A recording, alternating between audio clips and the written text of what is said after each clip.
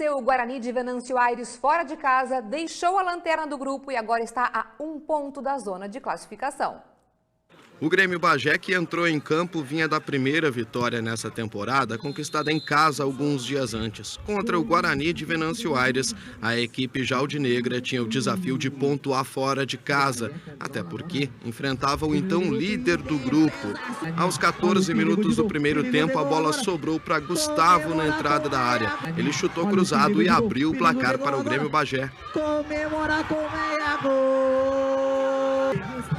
Ainda no primeiro tempo, Juninho recebeu o passe em velocidade e chutou para o gol. A bola ainda bateu na trave antes de entrar. Foi o empate dos donos da casa.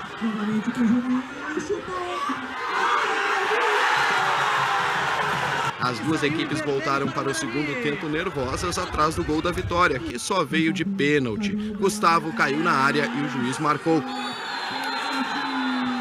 Cris cobrou e selou a vitória jaldinegra. Guarani de Venâncio Aires 1, Grêmio Esportivo Bagé 2.